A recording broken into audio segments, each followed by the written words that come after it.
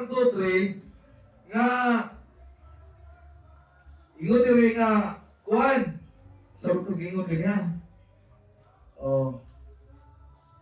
Ang Ginoo ingon kanya, gipatalan hugad ko ang imong pag-ampo ngari kanako o gibalaan ko ang kining templo nga imong gibuhat o simbahon ko ninyo dinhi ni templuha hangtod sa hanturan. Unya ingon pa ang Ginoo, at timanon ko kini og panalipdan sa tanang panahon. Maunta na igsuon ang mahitabo o wala pa ni likoy si Solomon. No? Makita na to sa Kapitulo 11, hinglikoy gyud si Solomon, Kapitulo 11, versikulo 9. So, ato na ibalik ko niya. So, dili unta maguba ang templo hangtod karon niya si Baon unta ang Ginoo o niya dili unta may salaag ang Israel karong panahon na. Oh. Sa Israel, anay nipakita dito nga siya no ang Misaya. Oh. Siya nagisimba sa tanang Israelita. No? Tao siya. No? So, false prophet, false teacher. No? Pero swito, wala ang kasulatan. Pero mo lagi kay siya ang Ginoo, siya ang Misaya. No? Pero anong nainana man nagsuon? Tungod kay si Solomon sa iya pagsugod o kiyunta to sa may nakaguba sa kinabuhi ni Solomon. Kato ng asawa siya dagang bayi, no? Oh. Wala nga unta ang Ginoo, maingon unta nga likonon, no? Unya tanaw na to diri, no? Kanunay gid unta nga si Baon ang Ginoo dito. No? O niya, ningon ang Ginoo, may promise na timanon ko o panilipdan. No? Mauna unta o'y gusto nga mahitabo. No? Hantod sa kahanturan, ningon ang Ginoo diri sa verse 3. Kaunta, inana ang mahitabo. No? Pero saan man, no? Sa chapter 11, unang hari, verse 9, makita man ito nga, nagsimba na si Solomon o Diyos, naghanag asawa, mao na nahitabo kay diri sa ubos gisulti magidiri nga verse 8, kung ubod ko kining templuha unya mahibulong ang tanang moagi dinhi o mayubiton nga moingon nganong gibuhat ang kinis Ginoo niining nasura o niining templuha. Ano man? Oh. Nya ingon diri hinginlan verse 7, hinginlan ko ang Israel gikan sa yuta nga gihatag ko kanila ang templo nga akong gibalaan aron pasidungog sa akong ngalan, huwag tangon ko. Oh. O na igsuon nga ang Israel atong tanawon sa bisan sa YouTube, tanaw ta. Wala gyud no? Karon natapok na po na sila kay naamay ilahang gipaabot nga Misaya, no? Si Yanuka. Shlomo Yanuka ba na? No? O, mo ang resulta. Maunta ni, nindot ang planos kinuunta. No? O, laging ang aplikasyon sa itong kinabuhi. Importante yun nga, dilit na manglikoy. Okay? Pagka na itong Ginoo. Dilit na magpre Solomon yan, dilikoy na. No? Taas na panahon, nagsimba. Gani, si Solomon, igsuon. Nakikistorya gani, personal sa Ginoo. Hinglikoy pa, nisimba kung Diyos. Oh, kasi kita mayroon no? Hindi ko ibutang. Okay, ingon ko ba nga, si Solomon gani, nga personal ang Ginoo nagiginabi niya, naging-istorya niya, pero sumay na itabo, yung alagad o Diyos. Diyan kita, no, dili po ta kaingon nga, mulaw tayo yutaan eh. Okay, gani, si Solomon, personal nila encounter ng Ginoo, likoy mo yun. Oh. Basta lang bunitaw, may likoy na to. No? Para mapata nagkikisto. Sa prayer na to, nagkikistorya. Kanang personal yun mga magtubat pa, istorya. Pero Solomon, klaro yun kayo na nagkikistorya niya ang Ginoo. Amen? Pero nilikoy mo yun, biya mo yun siya to. No? At tungatan. Wala tayo hinungdan, nabahira yung hinungdan, natikana. No? Okay, so atong tanawon igsuon padayon ta verse 4. Ug kung magkinabuhi ka sumala sa akong kabubuton tanawa. Ang promise Ginoo. Uban sa kaligdong o katarong ug buhaton mo ang tanan nga gisugo ko kanimo sama sa gibuhat sa imong amahan nga si David. Diara tubag. Verse 5. Lig-unon ko ang imong harianong trono sa Israel. No? Hangtod sa kanturan sama sa isaad ko kang David nga imong amahan nga aduna gayoy iyang kaliwat nga mupuli kaniya paghalik sa Israel. Amen? Pagka na ito ang Ginoo, no? Maong yun ay planos Ginoo. Lig-unon ko ang imong trono sa Israel. Lig-unon ko ang imong harianong trono. Nagdumala si Solomon igsuon. Ubanan sa Ginoo. Lig-unon, palambuon ang iyang pagdumala igsuon. Amen? Pagka na ito ang Ginoo. Kita usab, doon na tayo gipiyal sa Ginoo nga di lang na to, no? Ginagmay lang, no? Gipiyalan tas Ginoo. Oh, example, kining ICM, Savings Group. Oh, kita may naglib, kita, gipiyal na sa Ginoo. Importante ang honesty and integrity. Eh, pupaka na itong Ginoo. Kaligdong o katarong, wala ni magubal nilang ICM Savings Group, igsuon. Amen? Kuhita inyong tapat, dili ta mo tugon. Amen? O niya, sa panimalay, no, panimalay, doon na yung mga leader sa panimalay, igsuon. Kinahanglan gyapon ang kaligdong o katarong. Inyong tapat, kinahanglan gyapon ang kaligdong o katarong. Well, pagka na itong Ginoo, sa panimalay, o kung siyang ka sa purok, ikaw ay nag-lead. Oh. So, importante gyapon ang honesty o integrity. Amen? Kaligdong o katarong. Pagka na itong Ginoo, sa panimalay, savings group, no? Sa purok, no? Sa atong mga Bible study, amen? Alangan, no? Oh, importante gyapon ang kaligdong o katarong. Ikaw may nag-live. Amen? Pagka na ito ang Ginoo. Sa mga Bible study. Oh. Daghang gipiyal sa Ginoo na to. Amen? Pagka na ito ang Ginoo. Oh. Sa moral recovery program, gani, nahunong gani. Ang uban mga igsuunan. May sweldo. Oh, nahunong. Pero naasa ko kasing dili man sweldo atong giadto. Amen?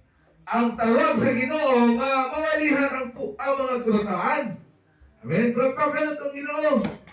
So, naagyapon ang kaligdong o katarong. Putasod, mulit ta igsuon. Amen? Pagka na itong Ginoo. Bisan ka mo diha, gamiton tas Ginoo. Dili, kaingon na ba, bulang naman mi. Pero, taas o panahon na ito silingan. Waga, tabi. Amen?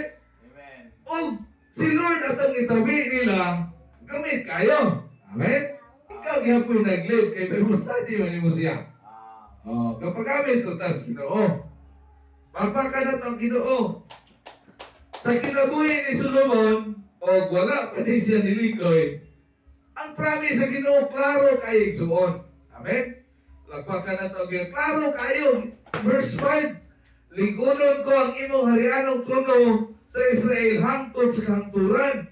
Sama sa gisaad ko kang David nga imong amahan nga aduna gayoy iyang kaliwat kumupuli kaniya paghari sa Israel. Yan, ngayon ang Ginoo.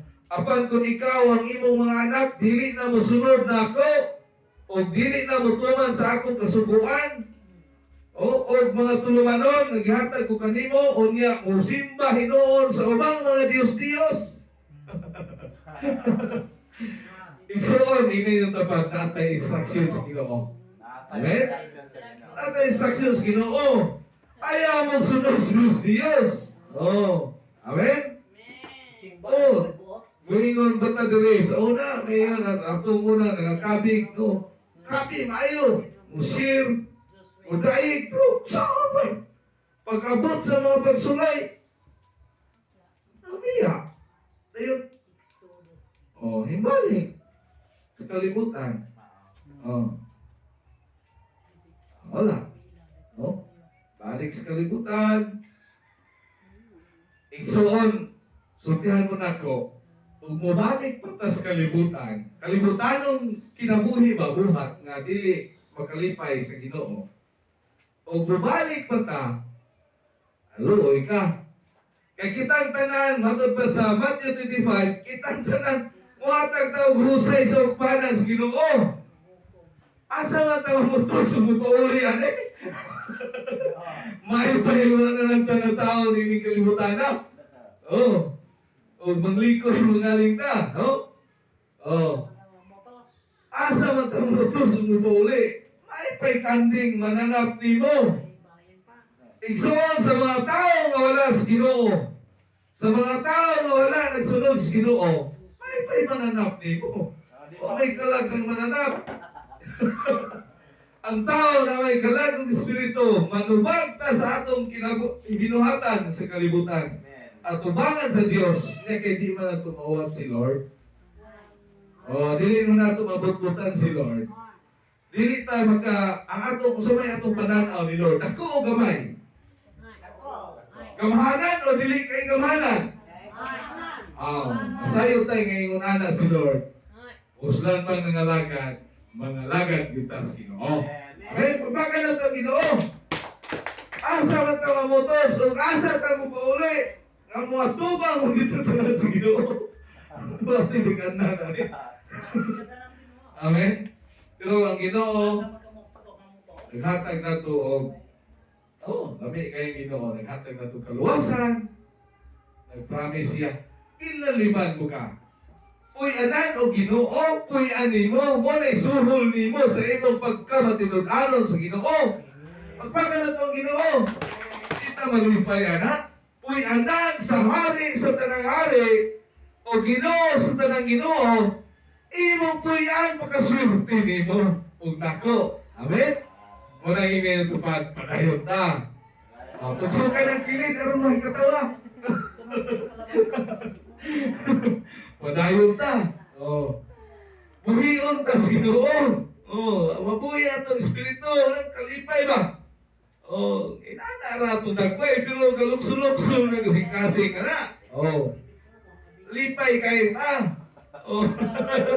Lipay magani kung ako isulti dire.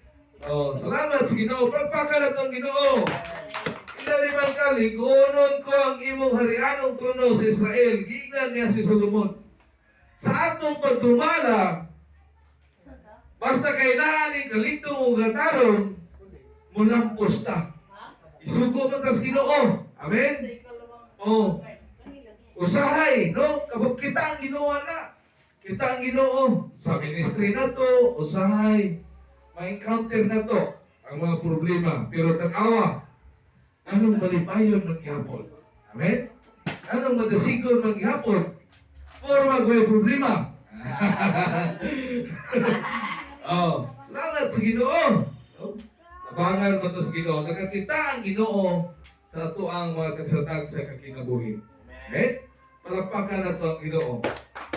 Unang promise na ito, ang promise Ginoo sa ato kinabuhi. No? Tabangan ta sa Ginoo. Ang ato lang, kining pagsunod sa Ginoo, naagyod ang kaligdom o katarong. No? Ato yun ang buhaton, suot. No? Kay mao man gyud ay gibuhat, mao man gyud ay gusto. No? Mao man gyud ay gusto sa Ginoo. Kaduna tay kaligdom o katarong. Pasahan na kuwotro sa verse 4. O kung magkinabuhi ka, no?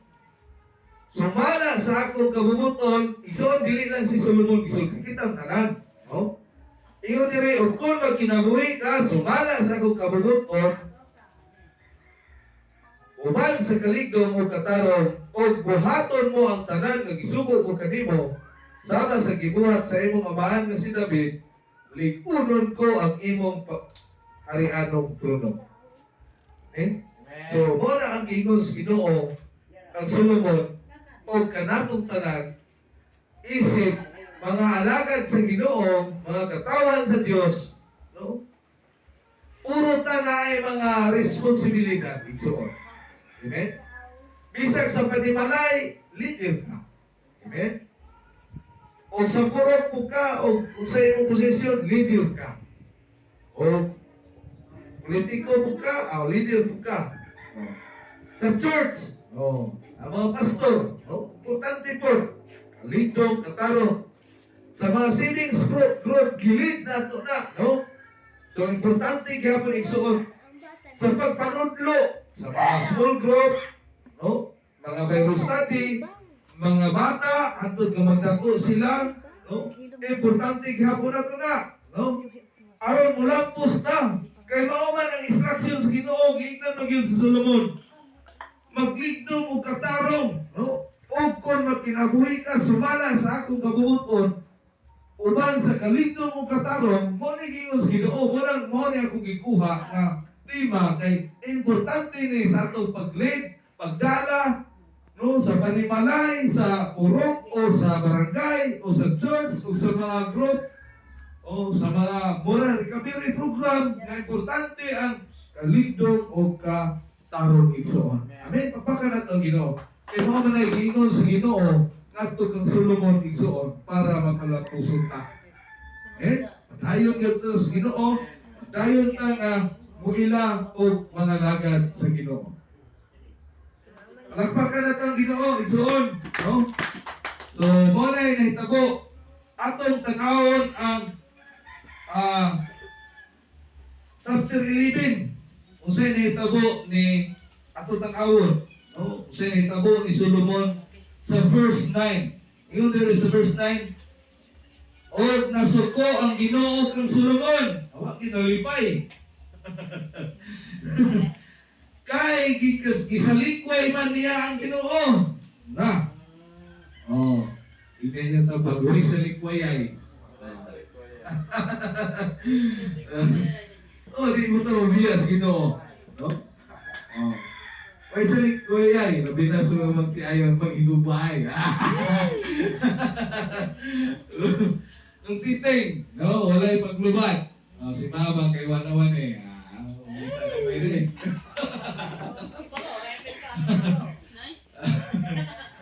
Si Lia, awak pa man eh. Okay, so ang Diyos Israel ipakita kaniya sa magkaduha. Tanawa, nakita yun si Solomon o ang Ginoo. Apan wala niya tumana ang isugo sa Diyos kaniya, usa mingon ang Ginoo kang Solomon, kay wala mo man tumana ang akong gikasabutan ug ang akong mga lagda nga gisugo ko kanimo. Kuhaon ko gikan kanimo ang gingharian o ihatag ko ngadto sa usa sa imong opisyal. Apan tuod kang David nga imong amahan, dili ko kini himuon sa imong panahon, kundi inighari na sa imong anak. Inoon dili ko lang katon ang tibuok gingharian, kundi ihatag ko sa imong anak ang usa kabanay tungod kang David nga akong alagad og sa Jerusalem nga akong piniling syudad. So tungod sa pag-disobey ni Solomon, pagsupak, ang gingharian sa Israel nabahin ni taon og kaduha. Ang katunga ihatag sa iyahang anak ug ang